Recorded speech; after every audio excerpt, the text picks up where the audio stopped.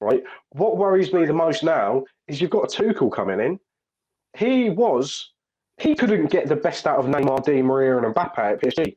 It's true. What makes Chelsea fans think he's going to get the best out of Havertz and Werner? No way. Yeah, I agree with you, and No. I'm not convinced by Tuchel as a manager.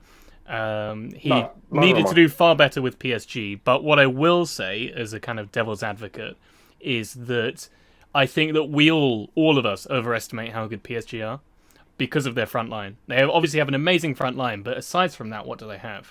The midfield's average. Because with Tuchel, they're struggling. They're struggling this season in the league, and I agree 100%. Sorry, Charlie. Go ahead. That's okay. I was just going to say Tuchel. Obviously, he can handle having superstars and in the dressing room and things like that. So I think obviously Thiago Silva, former PSG captain, is at Chelsea. I think there's an opportunity there. I think he could do well at Chelsea. But I actually disagree. I don't think Chelsea have any superstars at their club at the moment. I mean, think about it. Who they got? Who would you say is their main? I think it's a hot take. Kante. I'd say N'Golo Kante.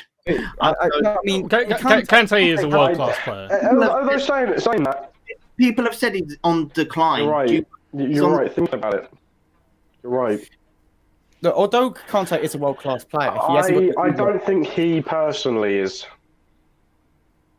Do you think it's the team around him? No, he hasn't. He's very humble. He's a very humble person. He comes across as very humble. Yeah, of course. He's in the second division in France. He's not, or doesn't matter how good he'll get. He'll always be a humble person, just in his nature. Whereas the difference between the likes of like Neymar or someone like that, who's got a bit of an arrogance problem. Perhaps in Chelsea they may have that, but with some certain players. But the reality is they're just not good enough. They haven't earned their arrogance. Hey, the wages they're on, they all feel like they are. This is a problem that we're seeing now. The wage bills are so high of certain clubs. And I think that's what we're seeing. Earlier, Jack was going on about, the transfers are slowing down. It's because it's directly correlated to wage bills. And Wages clubs like Chelsea and United. 100%. 100%. Do you know how much? That's a brilliant point. Absolutely brilliant point. United with Cavani, it's getting out of hand wage bills. And apparently with Liverpool. It's a brilliant point. I think with Chelsea, it's not that they don't have gifted players, because obviously they do. They've got players of equality to get into the Champions League and to stay in the Champions League. I think the problem with them is that they haven't brought in any superstars, and anyone who is able to come in and say, right, I'm going to be the leader in this team, I'm going to take this team forward. They spent over 200 million in the transfer window this summer, and I've been saying all season long, I said it in the summer, they were all B-list signings. That they were not Premier League proven signings. Thiago Silva, who was in the Champions League final, they lost. So we see it as Silva is maybe an exception, but I disagree. Thiago Silva was a ball signing.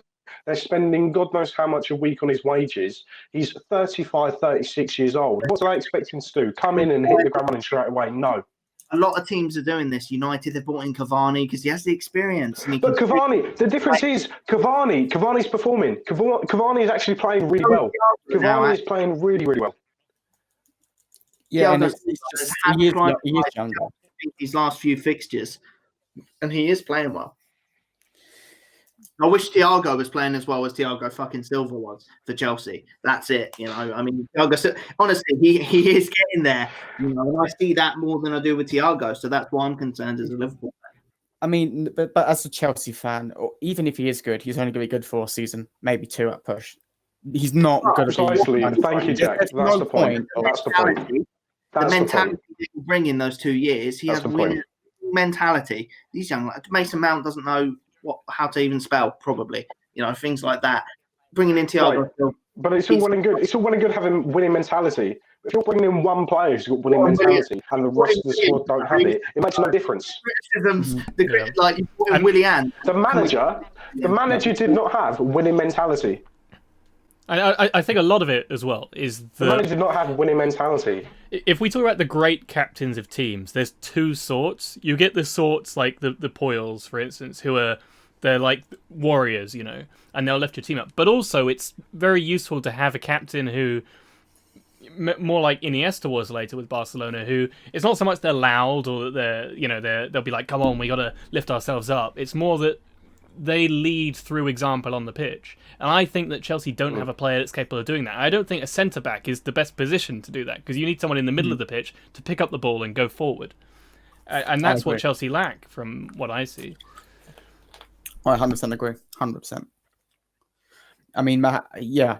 I mean, you would have thought perhaps maybe as a captain, someone perhaps like Kante, but I just don't see Kante being kind of, as a character, very focal enough to kind of bring his team forward.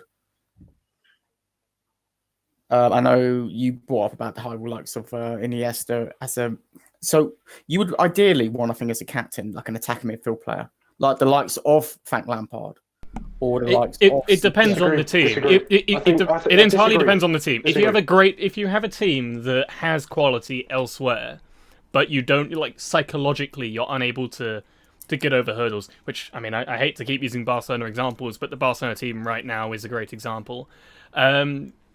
Psychological issues are the problem. Then you want someone who's more like the Puyol figure that I said about, a warrior, someone who's able to pick you up.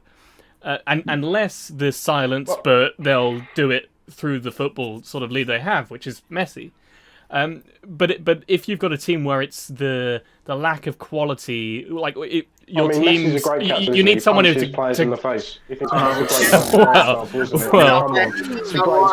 I mean, but like a team like Chelsea, it's not that they necessarily have that problem. Their problem is that they lack someone who, when they need someone to score a goal, they need that creativity.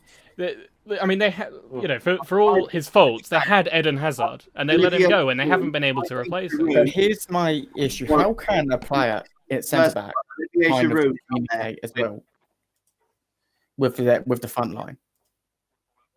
I mean, can we just agree on one thing while we're talking about captains? Can the four of us agree on one thing? A goalkeeper should not be captain. Yes, we can agree on that. That is obvious. I think that goalkeepers can work very well as captains, but it depends on the team. I think if you have a team that is very, very good, but you need a leadership figure, the goalkeeper can be great. Iker Casillas is a great example of this. Is Neuer? Neuer. I completely disagree, because even on the train, Neuer is captain for Bayern Munich. Train separately away from the players. They don't have the same level of an intimate relationship. They do, precisely. So it's just not the same. And just for the practicality of being on the pitch, that's why I would always prefer a centre midfield player as captain. This is why I say it depends on the team. But I mean, if you have already a great team, but you just need someone to pick it up, then your Casillas, your Neuer, your Buffon, these are the guys who have so much experience that it bleeds over to the team, regardless of whether or not they train separately. I think that's an exception. Like you said, Jack, when you've got a world-class goalkeeper like that, it's a bit of an exception. But when you have Arsenal a few years ago making Pet Cech their captain, I mean, come on, what the fuck is that? What is that?